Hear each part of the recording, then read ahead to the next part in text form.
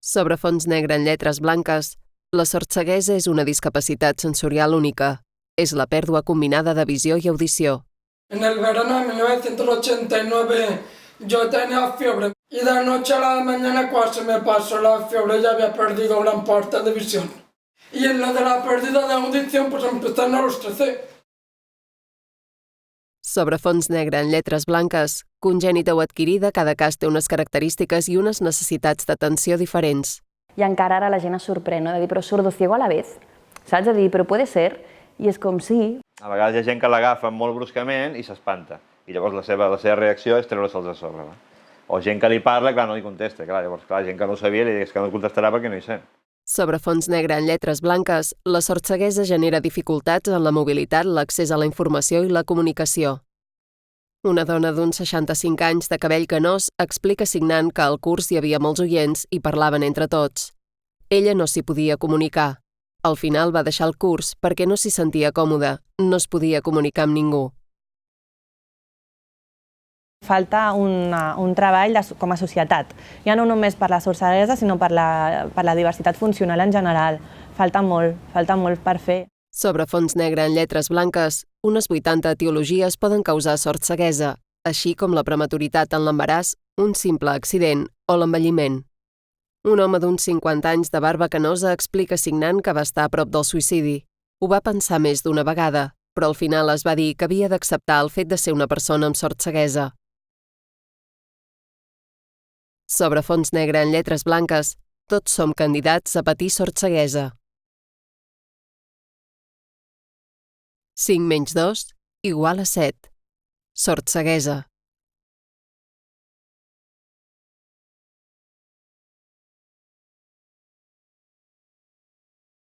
Josep Maria Buscató va néixer oient. Es va quedar sord i després va perdre la vista. Clínica Barraquer, 2015. Muy bien, el ojo derecho tiene su trasplante de córnea que está muy transparente, su cristalino artificial también. En el ojo izquierdo tenemos otra queratoplastia también repetida varias veces, trasplante de córnea, y este necesita un repaso, pero de momento está viendo la luz y los bultos y él está contento con esta visión. Sobre fons negre, el professor Barraquer va començar a visitar en Josep Maria el 3 d'abril de 1969. En 40 anys li va fer 4 operacions de còrnia.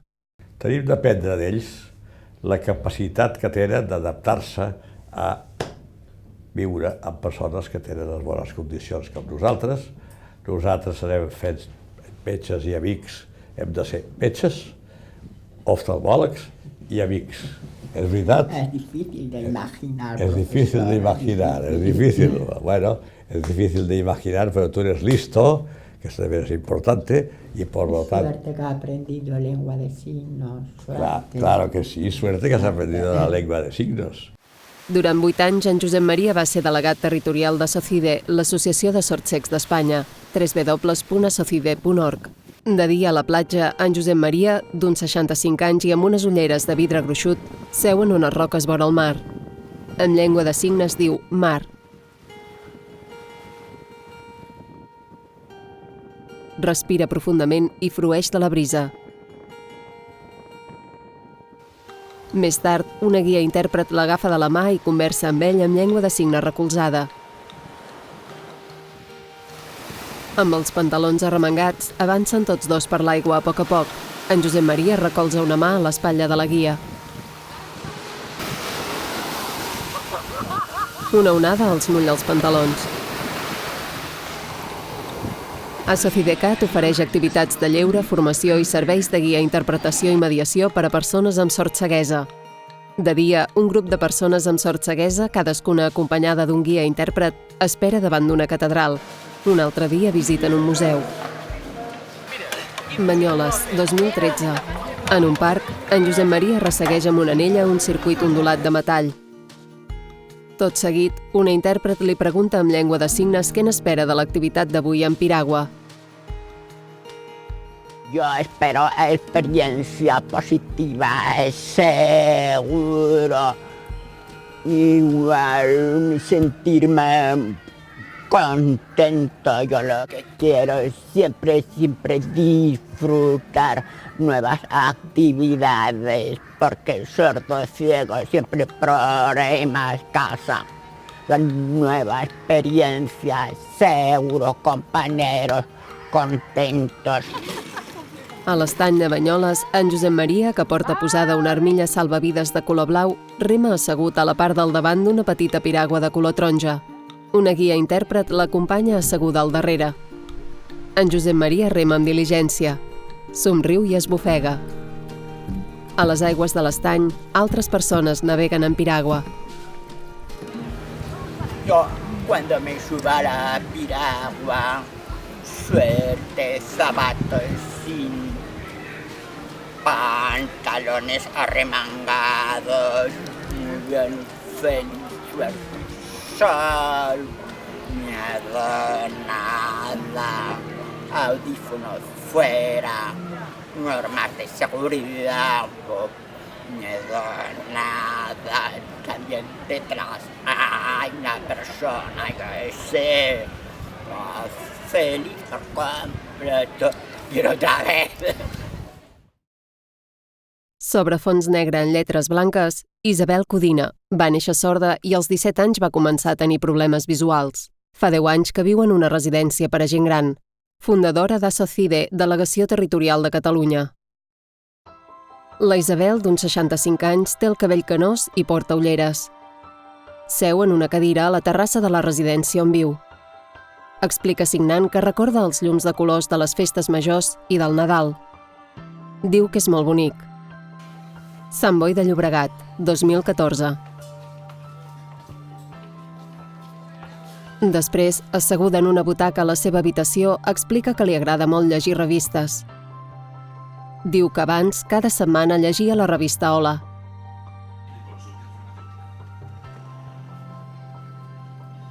En gaudia molt. Coneixia tots els personatges que hi sortien.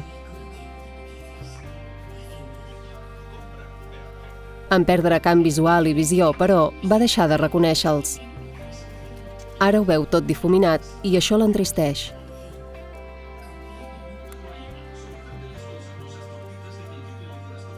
Per llegir, la Isabel fa servir una lupa electrònica. Més tard, explica que va néixer molt bonica i els seus pares no sabien que era sorda. Van agafar una esquella d'ovella. La van moure al costat del bressol. Però ella no va reaccionar.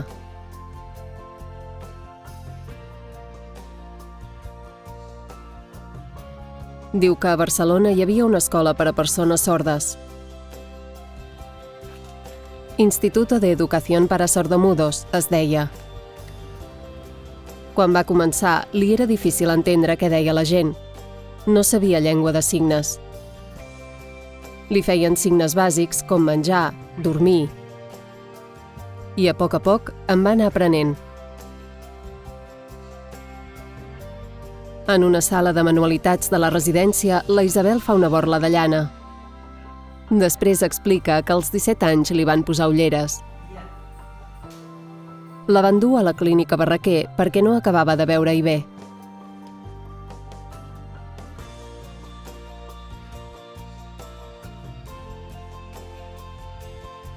Li van fer una revisió. Li van posar gotes. Diu que ella hi veia. Tot i que se li anava reduint el camp visual, podia cosir. Podia fer manualitats. Era feliç.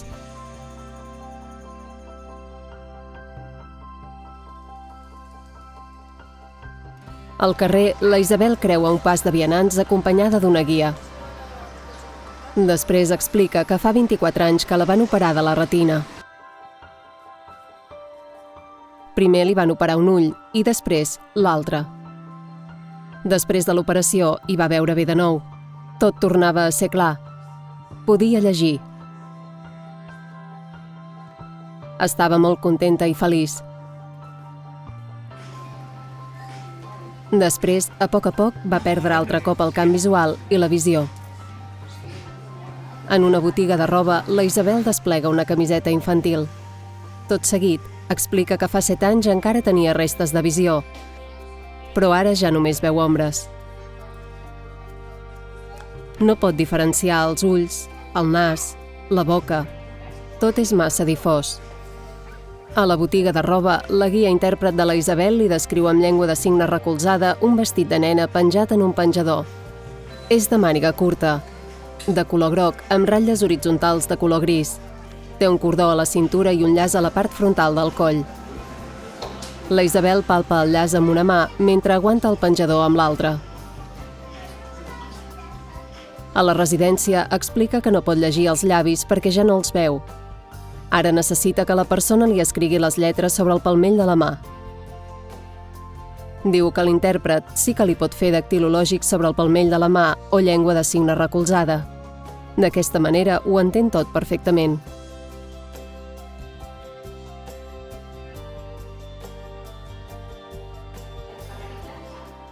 En un taller d'aromes, la Isabel s'olora concentrada al revers de la mà. Tot seguit pregunta si és melissa.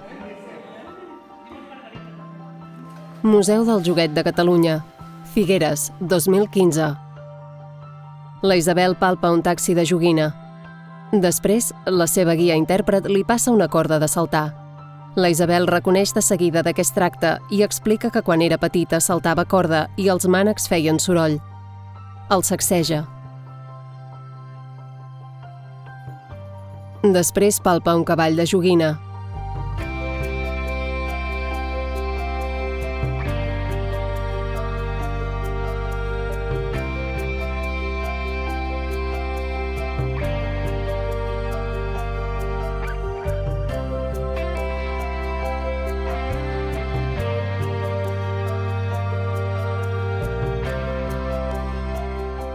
Més tard, a la falda hi té un trenet de fusta. El primer vagó és una gallina i els següents són pollets. La Isabel recorda que el seu germà en tenia un de semblant. El feia córrer per casa. Era llarg, de fusta. Després explica com se li va complicar la comunicació quan li van començar els problemes de visió. Diu que abans podia veure la llengua de signes a distància. Ara no, ara la necessita recolzada.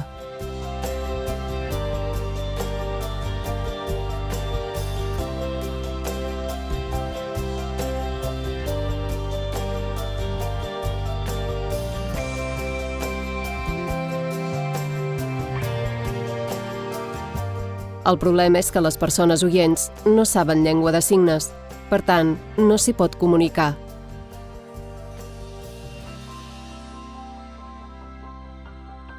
Afegeix que ella intenta parlar molt clar.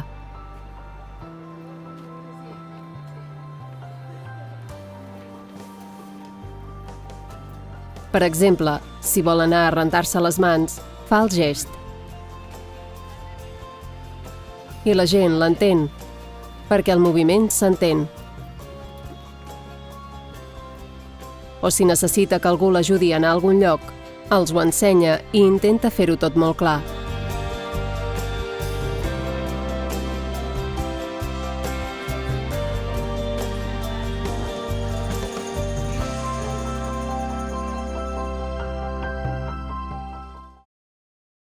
Sobre fons negre en lletres blanques, Carlos Martínez va néixer sord. Als 8 anys va començar a perdre la vista. En Carlos, d'uns 50 anys i amb barba canosa, seu al costat de la seva dona, que també és sordcega. Explica signant que sense dir res se'n va anar a l'11 a demanar-li un gos. Ella va rebre la carta i es va sorprendre. Primer es va molestar, però ara veu com n'és d'important el gos pigall. Ella somriu i diu que sí. Manlleu, 2014. En un dia assolellat, en Carlos i la seva dona caminen pel carrer, cadascun amb el seu gos pigall, 2 labradors. Després pugen per unes escales amb seguretat, tot agafant-se de la corretja amb la mà esquerra. Passen pel davant d'una església amb una gran portalada emmarcada per 2 columnes amb capitells ornamentats.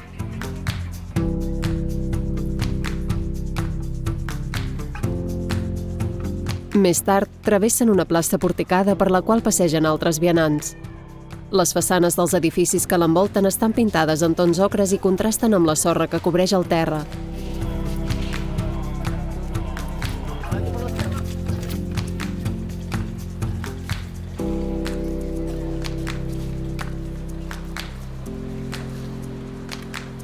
En Carlos fa el signe del seu gos pigall, l'Erwin, i diu que té el pèl d'un color entre blanc i ros. Després explica que quan va passar del bastó al gos pigall s'embolicava. El bastó va amb la mà dreta i el gos amb l'esquerra. De mica en mica s'hi va anar familiaritzant i ara és molt feliç. Si hi ha un arbre i amb el bastó no el troba, llavors hi xoca. En canvi, l'Erwin l'avisa abans i el fa voltar per evitar que hi xoqui. Havia topat amb arbres més d'una vegada. Sobre fons negre, en Carlos va ser el segon sordsec d'Espanya a qui se li va concedir un gos pigall. En Carlos explica que odia les obres al carrer perquè no sap on ha d'anar i la gent que hi treballa no li fa cas.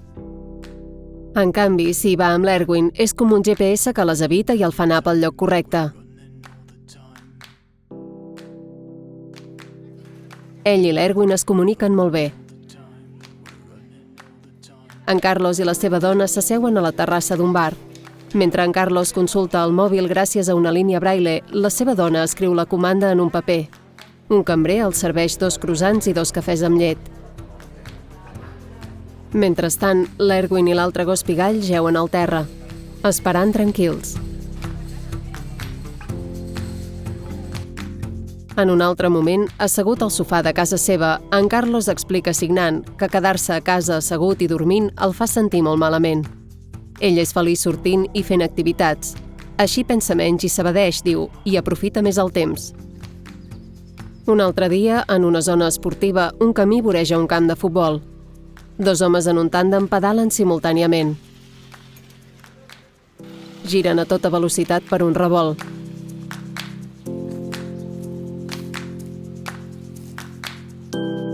Ambdós vesteixen roba esportiva. Duen ulleres de sol i porten guants i casc.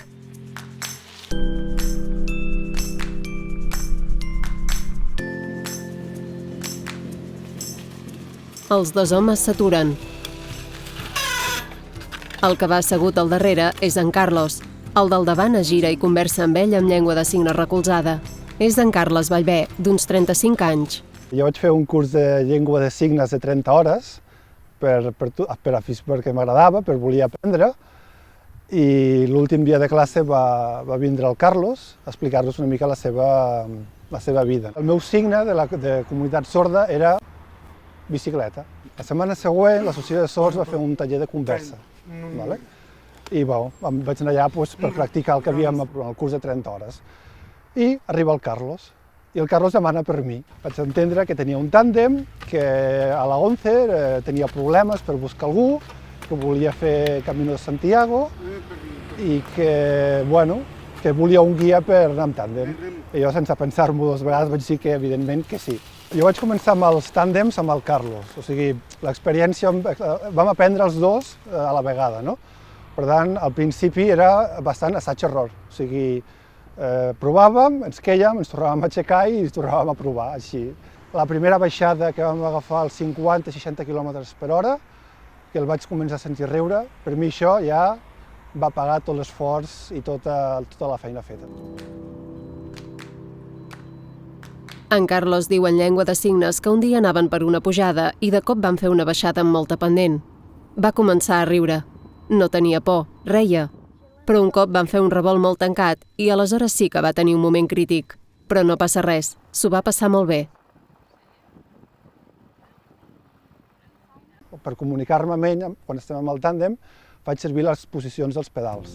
El pedal dret a baix vol dir gira a l'esquerra. El pedal esquerre a baix significa gira a la dreta.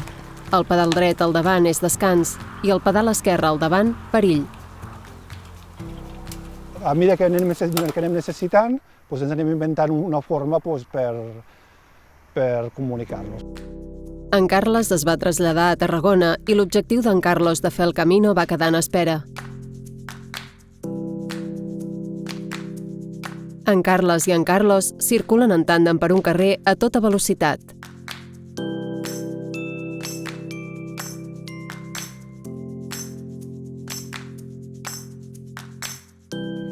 Fa cosa d'un any, en Carlos va trobar un nou company de tàndem. Un home d'uns 45 anys, corpulent i amb ulleres, descarrega el tàndem d'un cotxe. Malgrat de Mar, 2019. L'home munta una roda mentre en Carlos espera assegut als seients posteriors del vehicle. Més tard, assegut al portaequipatges, en Carlos es posa al calçat per anar en bicicleta. Després es posa el casc. L'home que l'acompanya és en Cristian, el seu company actual de tàndem.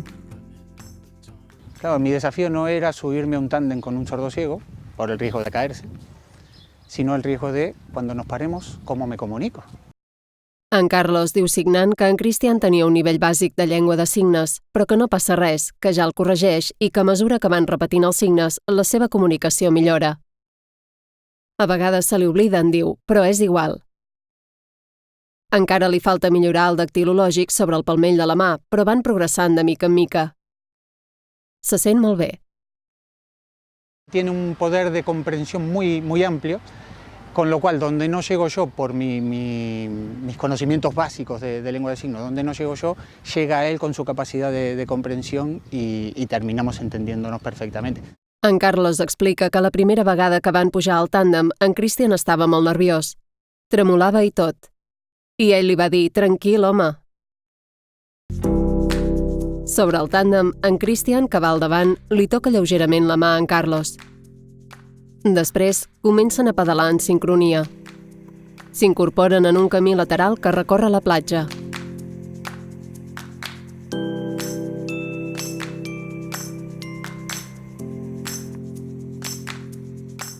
En Carlos i en Cristian, que van vestits igual, passen per davant d'uns banyistes que els observen amb curiositat. El dia és assolellat i l'ombra d'en Carlos i en Cristian pedalant es projecta sobre l'asfalt mentre avancen pel carrer.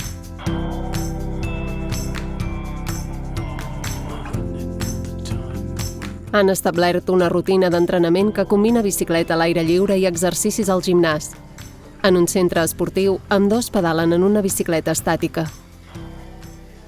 Me lo puso muy fácil desde un principio y se fue creando más allá del vínculo de la bicicleta, se fue creando un vínculo de amistad y es una enseñanza diaria de cómo reordenar tus valores, de qué es realmente un problema y qué no lo es. Es un desafío demasiado bonito como para tener algún tipo de miedo. En Carlos diu que quan van començar a fer la difusió de la seva sortida pel Camino de Santiago, la gent li preguntava «Com us ho fareu? Està molt lluny, són 780 quilòmetres». Ell els diu «Tranquils, estic fort, m'acompanya en Cristian i ens comuniquem bé sobre la bicicleta». La gent se sorprèn i li diuen que són uns valents. Moltes persones es tanquen, ell no. A ell li agrada obrir-se i explicar les coses a tothom perquè els altres se n'adonin i reaccionin. Diu que cal animar a tothom.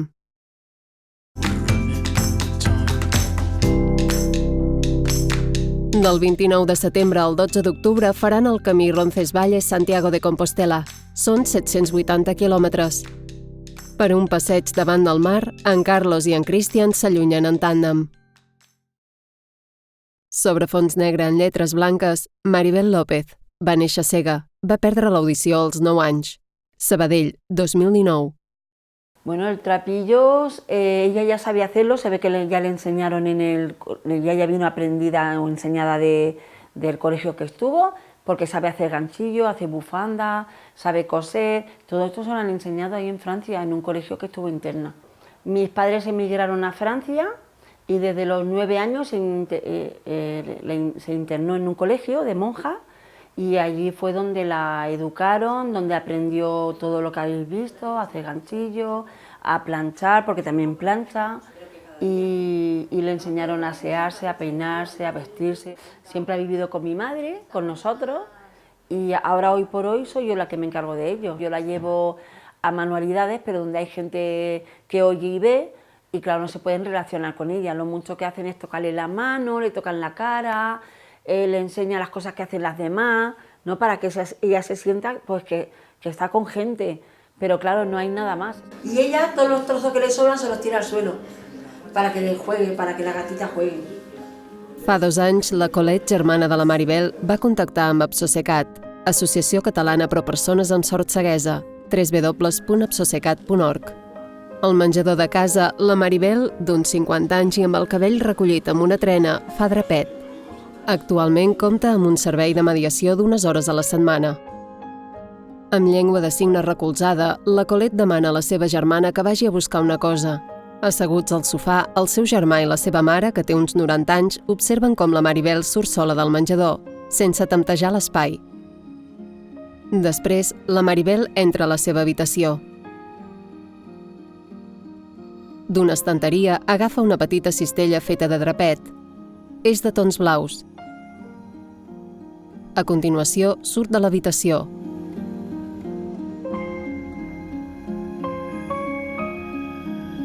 Altre cop al menjador, la Maribel palpa amb les mans un vestidet de nina de cos blanc i faldilla vermella amb un estampat de pics blavencs. Després segueix amb el drapet, teixint-lo amb un cabdell de color granat. Mentrestant, la Colette li fa companyia, asseguda al seu costat.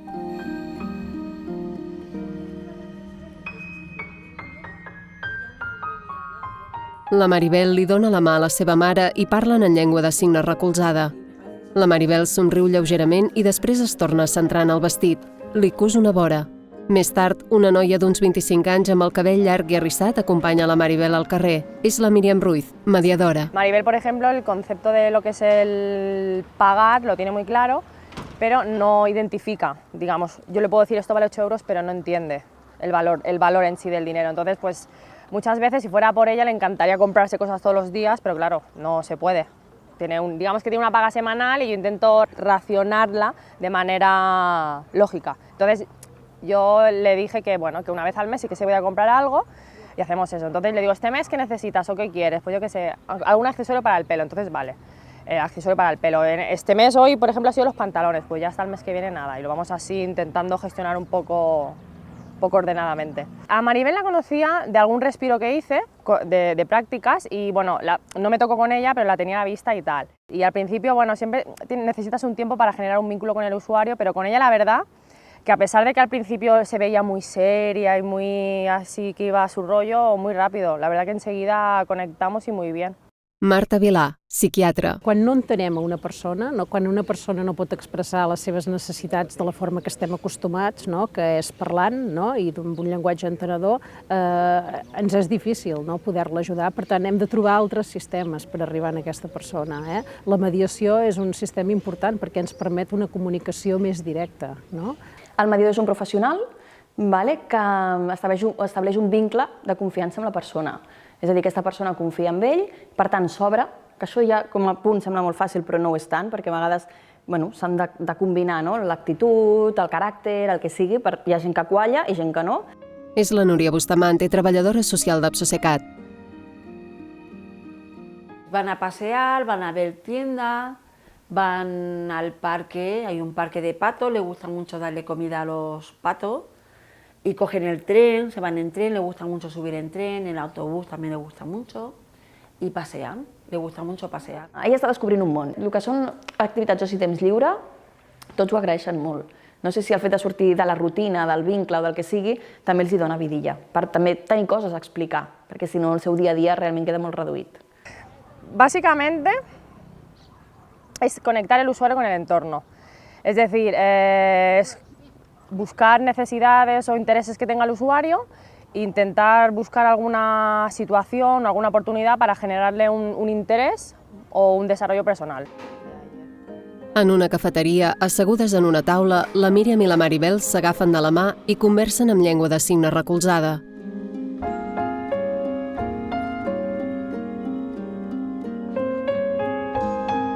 Una cambrera els serveix uns cafès.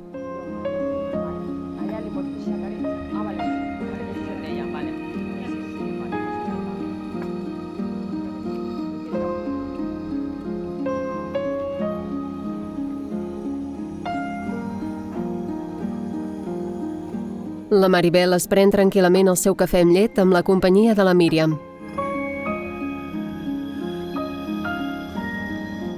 Després de degustar-lo, diu tot signant que és bo. Nada más llegar a casa le digo qué te apetece, entonces lo que quiera, café con leche, pastel de queso, lo que quiera. Entonces, digamos que tiene el poder de elegir lo que quiera hacer. Hem de veure com poder fer que aquesta persona amb sord ceguesa sigui un agent actiu del que li passa, no? A l'hora de poder fer demandes i de poder dir jo em trobo així, això no m'agrada, això sí que m'agrada. Cada usuario es un mundo y que te tienes que adaptar a él, que hay que tener mucha paciencia y empatía. Y yo lo tengo claro, pero por ejemplo mucha gente de alrededor no los mira como bichos raros o como con miedo y luego yo los veo como personas normales. O sea, que simplemente tienen una diversidad, que son diferentes a mí, pero igual de capaces o más incluso.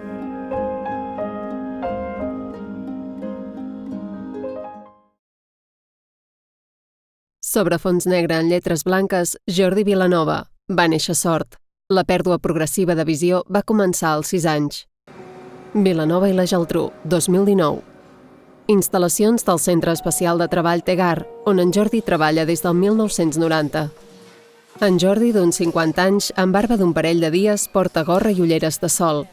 Assegut al seu lloc enmig d'una sala de producció, agafa una peça allargada i afegeix unes volanderes. Joan Soler, cap de producció de Manipulats.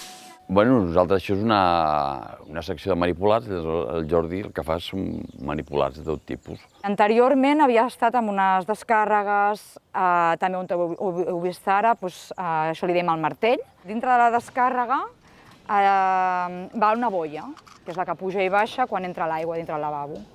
Llavors el que fa és preparar-la.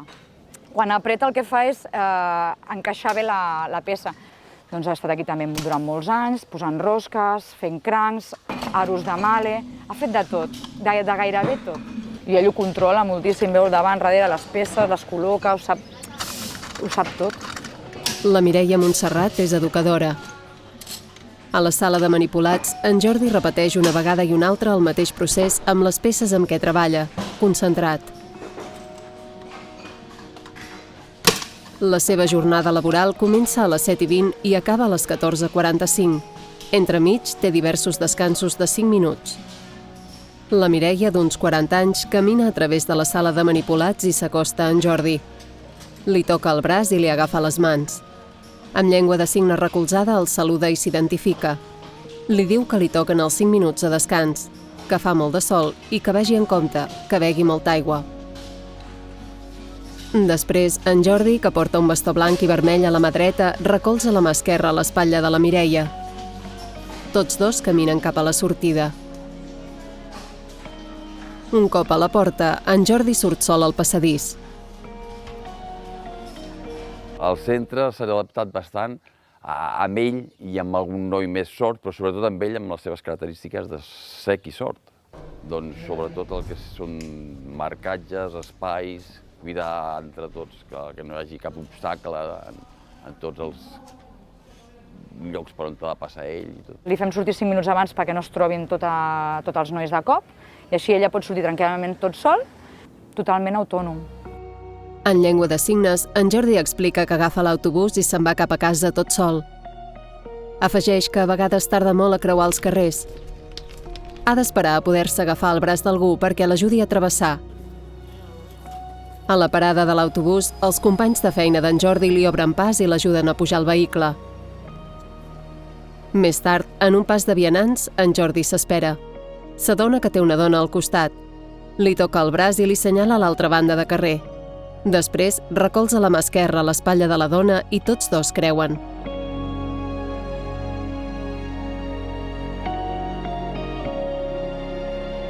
Un cop a l'altra banda, en Jordi s'acomiada i continua. Camina per la vorera, atensat a la paret. Du el bastó a la mà dreta i amb la mà esquerra toca les façanes mentre avança.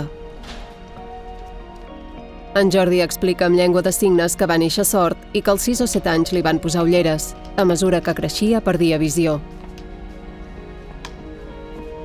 Després explica que li van operar els 2 ulls perquè hi veia borrós. No podia llegir i el sol el molestava molt. Josep Vilanova, germà d'en Jordi. Jo em porto 11 anys amb ell Jo me'n recordo que, clar, que va tenir una època de moltes depressions, moltes enfadades amb el meu pare, amb ma mare, discussions, i clar, jo me'n recordo molt d'això, perquè tenia 8, 9, 10 anys i veia que alguna cosa passava que no era normal. Però jo me'n recordo sempre crits, enfadades i clar, va ser complicat per ell, bueno, per tots, però per ell va ser molt complicat. Xavier Capdevila, psicòleg d'Apsosecat. Quan parlem d'una depressió o d'un procés de dol, habitualment parlem de gent amb sordceguesa adquirida. Gent com tu i com jo, que tenim un ús dels sentits corrent i habitual i que perdem visió i audició, i això ens obliga a canviar moltes coses de la nostra vida i a perdre moltes experiències que eren importants per nosaltres. I llavors, a partir de que va començar a treballar, doncs la cosa es va començar a calmar una miqueta. Poder entrar a treballar, es va sentir útil ell mateix, llavors això li va anar molt bé. A la sala de manipulats del Tegar, en Jordi agafa una peça de dins d'una caixa i la incorpora a la descàrrega. En llengua de signes, diu que els dissabtes li agrada poder estar amb un guia intèrpret i parlar amb algú. La referencia comptant els carrers, per exemple, si va baix la Rambla no va avall, ell va comptant els cantons. Ell va pels cantons, llavors ell sap el primer cantó, és el carrer Cabanyes, el carrer de l'Aigua, ell ho compta així. Llavors pels cantons també, pel gravat de les cases. En Jordi explica que va caminant amb molta paciència, tot passejant i anant en compte.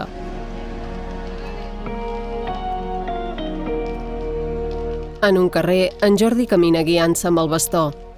Avança amb pas ferm i decidit per la vorera mentre fuma un cigarret. Uns metres més enllà, un home gran en una cadira de rodes seu a l'ombra. Als seus peus hi descansa un gos. En Jordi, que continua endavant, topa amb la cadira. Desfà el camí i topa amb una paperera. S'atabala. Creu el carrer i amb la mà busca la paret de l'altra banda. La frega amb la punta dels dits. Assenteix amb el cap i continua endavant. En un altre carrer, en Jordi frega lleugerament amb la mà el vidre d'un aparador. Fa un parell de passos més i gira a la cantonada.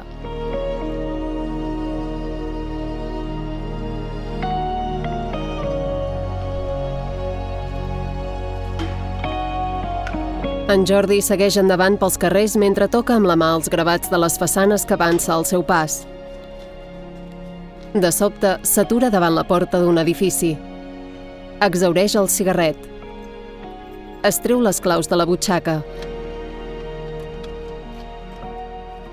Obre la porta i entra a casa. Sobre fons negre en lletres blanques, Antonio i Josefina Olines. Van néixer sords. Van perdre la visió progressivament. Ogassa, 2019. El cel és d'un blau intens. Una lleugera brisa belluga les fulles dels arbres. A la façana d'un edifici, en una placa de ceràmica, s'hi llegeix Casa de la Vila. Després, una panoràmica d'algunes cases del poble, amb teulats de terracota. L'Antonio i la Josefina treballen al restaurant familiar. En un cartell penjat en una façana s'hi llegeix Restaurant Can Costes. Al menjador del restaurant, l'Antonio, que té uns 50 anys, seu al costat de la Josefina. Explica en llengua de signes que només veu els canvis de llum, veu borrós i no veu les cares. Diu que es desplaça palpant al seu voltant amb la mà per saber on són els obstacles, que a dins del restaurant se sap el recorregut, però que quan surt a fora necessita el bastó. Després, la Josefina, d'uns 65 anys, explica que als 23 va començar a tenir problemes de vista, fins que ja no s'hi va veure més i es va haver d'acostumar al tacte. En Xavier és el seu germà. A mesura que va passant el temps, el bifocal es va reduint, fins que arriba un moment que hi veus molt poc. O sigui, ara en aquests moments ells, per diferenciar a tu, potser veuran una ombra, però no sabran distingir res. Ella es cuida de la roba pràcticament tota, el que són els llençols de les habitacions i les tovalles, tot això. Què passa? Que sempre hi ha una taca. Aquesta taca, si tu no li senyales amb una cosa, no sabrà on és. Ara, tu li senyales i pam, ella t'ho fa i cap problema. La Josefina diu que li agrada molt netejar, que quedi tot net, sense taques i ben plegat. Ell, tot el que convingui, des de netejar citralleres, que les deixen a la perfecció, des de tots els vasos que puguin entrar a cuina per netejar-los, tots classificats, tots al seu lloc, que si hi ha 100 gots els fan ells i si n'hi ha 2.000 també. L'Antonio explica en llengua de signes que quan era petit hi veia bé. Tenia amics oients i es comunicava llegint els llavis. Cap als 8 anys va anar a l'escola La Puríssima i va estar fins als 16.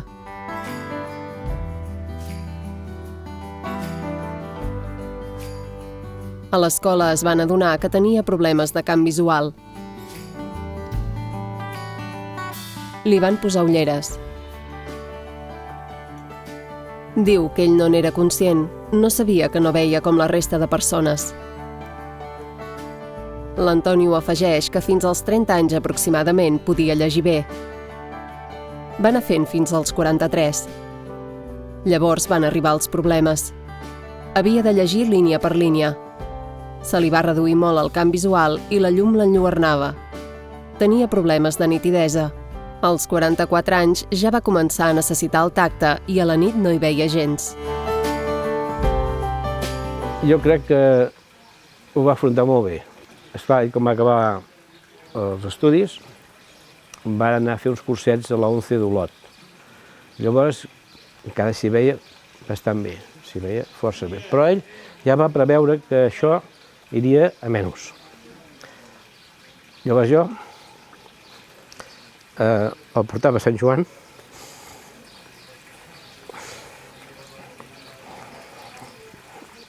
i ell m'ensenyava a mi. Ho va agafar amb molta valentia, em va ensenyar a mi pràcticament tot l'abecedari. Abans encara podies parlar de cara a cara i et veia el moviment de llavis i, bueno, doncs s'entenia. Ara actualment no, vull dir, ara si no l'agafes i no li fas mímicament i li fas un seguiment, doncs no, és impossible. O sigui, no pots estar parlant amb mímica, l'has d'agafar a la mà per poder-ho fer. L'Antonio diu amb llengua de signes que quan comença algú nou al restaurant li ensenya a comunicar-se. Primer li demana el nom fent les lletres sobre el palmell de la mà. I després, a poc, li va ensenyant signes del dactilològic i així van practicant. Després explica que fa 9 anys va anar a Barcelona a aprendre braille i adaptacions, i així pot fer servir l'ordinador. L'Antonio s'ha adaptat molt a la informàtica. Llavors, què vol dir? Que amb el sistema informàtic que hi ha avui dia, amb el sistema de sords cecs també, doncs es pot comunicar amb tothom. I això és una porta oberta que ha anat molt bé, clar. I a més, ell ha ensenyat amb ella. Les parets del menjador estan decorades amb diversos quadres. En un d'ells, sobre una taula, hi ha ratafia, fruita i un porró de vi. En un altre, davant d'una font, hi ha una capsa de cigars, una copa i un diari. Tots dos, al cantó inferior dret, tenen la mateixa signatura, A. Aulines. Aquell any de la nevada, que crec que va ser l'any 85, que va estar 3 o 4 dies que no corria ningú. I, curiosament, hi havia, aquí mateix, on estem ara, hi havia el pi de Nadal muntat, tort, inclús, tal com està el quadre. I des de dalt, des del menjador de dalt, va agafar i va començar a pintar. L'Antonio explica signant i amb un somriure que la pintura li va sorgir de manera espontània. Un dia que havia nevat molt, va pintar el quadre. Algunes persones li demanaven quadres per comprar, però ell no tenia temps. Diu que després va anar a un curs de pintura a Sant Joan de les Abadesses per aprendre'n més, però no tenia gaire temps. Va regalar 4 quadres als amics, però no en va vendre mai cap. Explica que llavors va anar perdent la visió i va haver de deixar la pintura. L'Antonio i la Josefina conversen amb llengua de signes recolzada. Darrere seu, penjat a la paret, hi ha un quadre amb un llibre pintat. La Josefina somriu. L'Antonio diu que va ser ella qui va pintar aquest quadre l'any 1970. Jo crec que la feina que s'està fent a nivell d'intèrprets i a nivell d'això és molt bo, però, esclar, són coses que s'han de pagar, són coses que que ja sabem que valen diners. Però clar, si la persona que viu a Barcelona està allà mateix és un moment, la persona que està a Ogassa no és el mateix. El ser sord, cec o el que sigui, és una dificultat, però si tots plegats hi posem un esforç, doncs és una vida normal i corrent com una altra perquè poden fer el mateix. Coses sí, coses no, però jo crec que se'ls ha de donar apoyo. Una vista de la façana del restaurant. Després, una font raja abundant. La construcció és de pedra i està coberta d'heura. És la font del miner, la mateixa que hi ha pintada als quadres de l'Antonio. Sobre fons negre en lletres blanques, Ahmed Asliti. Va néixer sord. Va perdre la visió als 20 anys. Barcelona, 2019. L'Ahmed, d'uns 45 anys, surt d'un pis amb un cossi de roba. Coixeja lleugerament de la cama esquerra. L'acompanya un mediador. Fa 4 anys que l'Ahmed viu sol en el marc del programa Vida Independent d'Apsosecat, amb el suport de l'Institut Municipal de Persones amb Discapacitat de l'Ajuntament de Barcelona.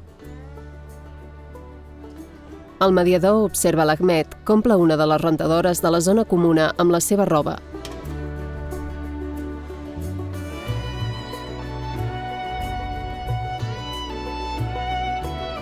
L'Ahmed introdueix les últimes peces de roba dins la rentadora.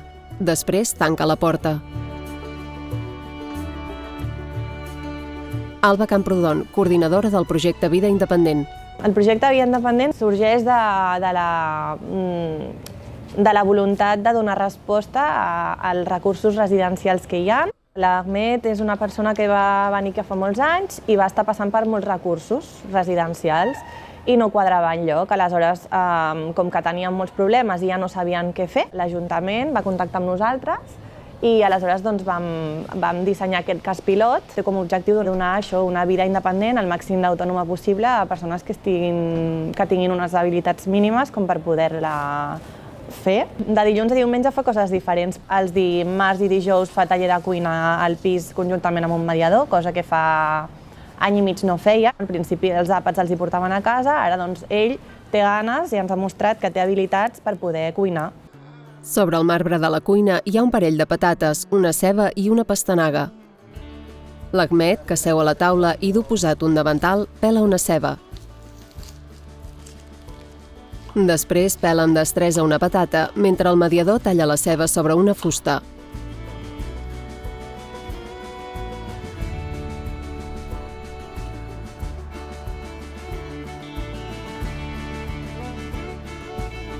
Amb l'ajuda del mediador, l'Ahmed omple una cassola d'aigua i la posa sobre els fogons de la vitroceràmica. Tot seguit, el mediador li agafa la mà i l'acosta al regulador. L'Ahmed encén el foc. I el divendres ja sí que es va fer les compres al supermercat, a la verduleria, a la carnisseria, on faci falta. És molt important la repetició, l'anticipació i que cada setmana sigui una mica el mateix, perquè això els ubica en el temps, en l'espai, en els dies i els hi dona seguretat.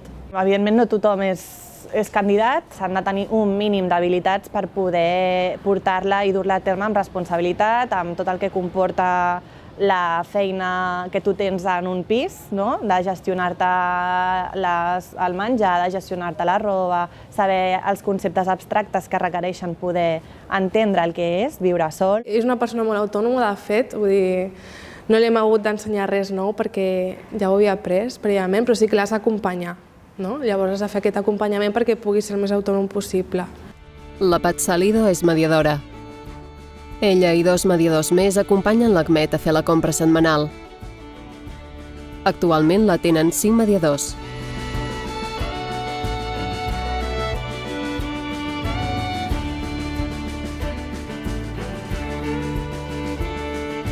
L'Ahmed, que camina amb l'ajuda d'una crossa, surt del supermercat de bracet d'una de les seves mediadores.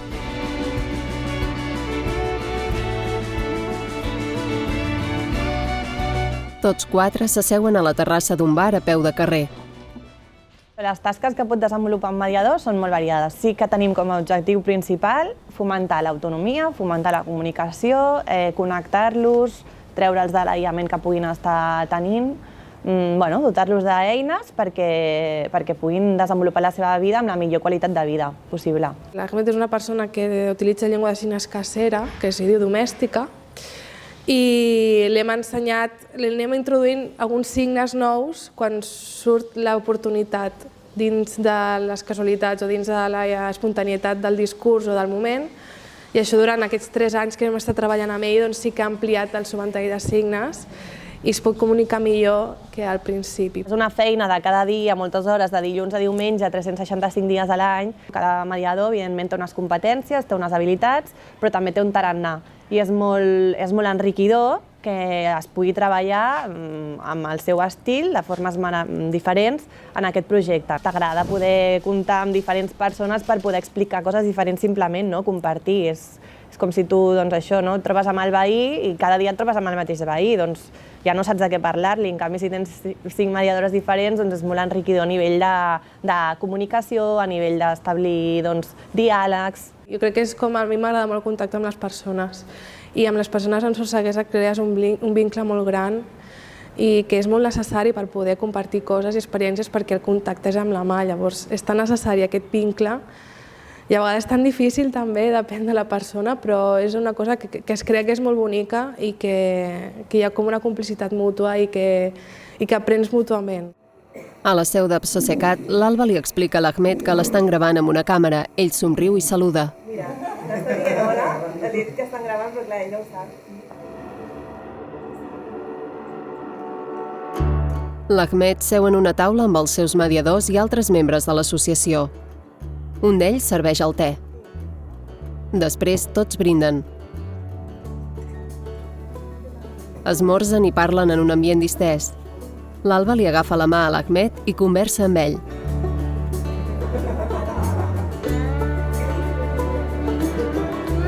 Parlen del te.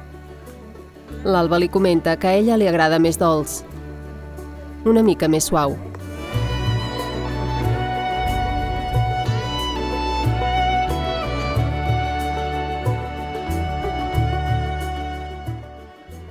Ell tenia molt clar que volia anar a viure a un pis. Aleshores, poder fer realitat aquest desig de manera tan satisfactòria, de manera que tota la seva salut, totes les seves habilitats i totes les seves àrees de la vida estiguin millorant, ens fa veure que realment és un èxit. A la zona comuna del seu bloc, l'Ahmed agafa un grapat d'agulles d'estendre roba. En sosté una entre les dents mentre penja la roba neta en un estenedor. El sol del migdia entra a través de les finestres que ocupen tot un lateral de la sala.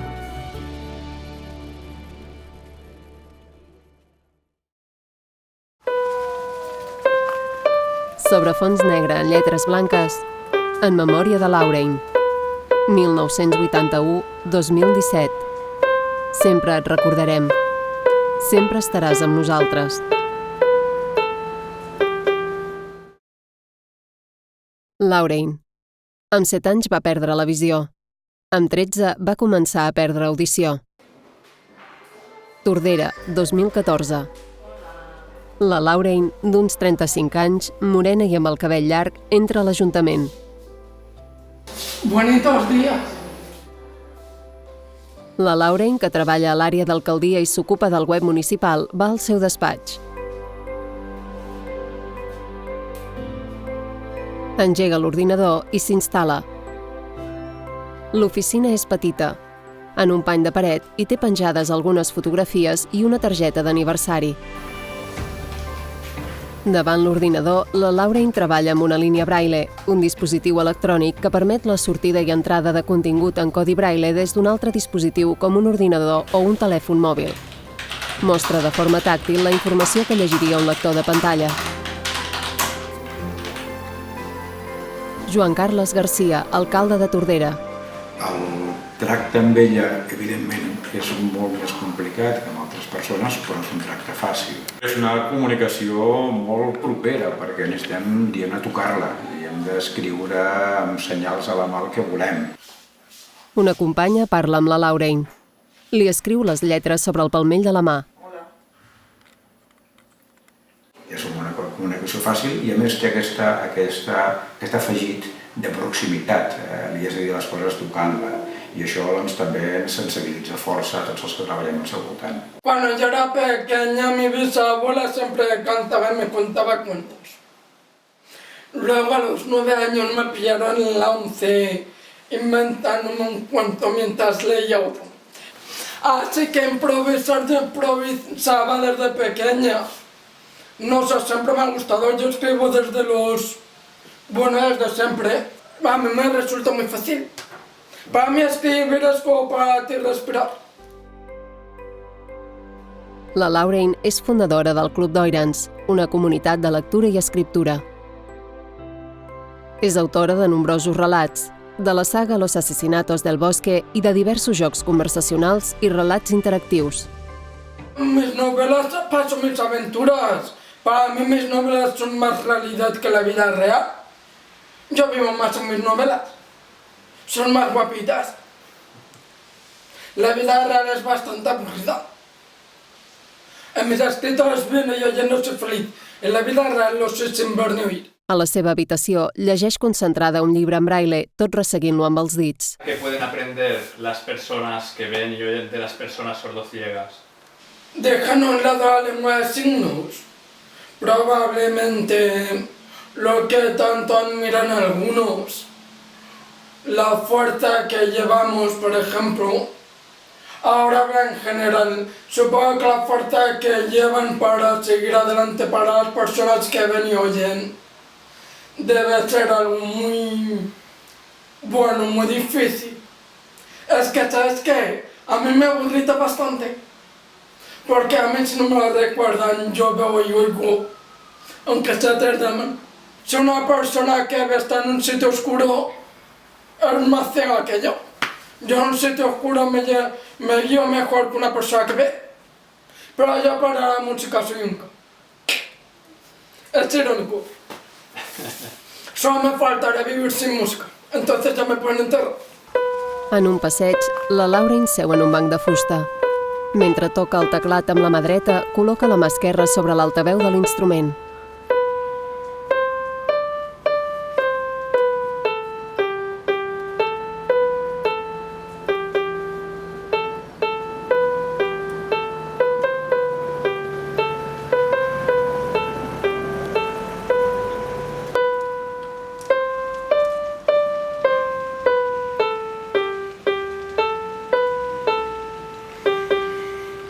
Somrient, la Lauren alça la vista al cel. El sol il·lumina la cara. Sobre fons negre en lletres blanques, mantingues el rostre a la llum i així no veuràs les ombres. Helen Keller. Idea original i direcció, Ana Maria Martín i David Riera. En una trobada de persones amb sord ceguesa, li regalen una nina a la Isabel. Producció, Ana Maria Martín. La Isabel somriu emocionada i dona les gràcies. Guió, Jordi Bosch i Meritxell Vila. A la platja, en Josep Maria, que recolza la mà sobre l'espatlla d'una guia, avança per la vora de l'aigua amb un somriure als llavis. Edició, David Riera. A la seu d'Absosecat, l'equip i l'Ahmed brinden amb el te de l'esmorzar. Operadors de càmera, David Riera i Meritxell Vila. Ajudants de producció, Alexandra Roura i Heidi Vangen. Audiodescripció, Meritxell Vila i Sònia Ariza. En un parc urbà de salut, un grapat de persones fan exercici. La imatge passa a càmera ràpida mentre els participants fan estiraments. Subtitulació, Rubén Martínez i Sònia Ariza. Una producció de Multisignes. A continuació, la relació dels participants, col·laboradors, mecenes i patrocinadors del documental.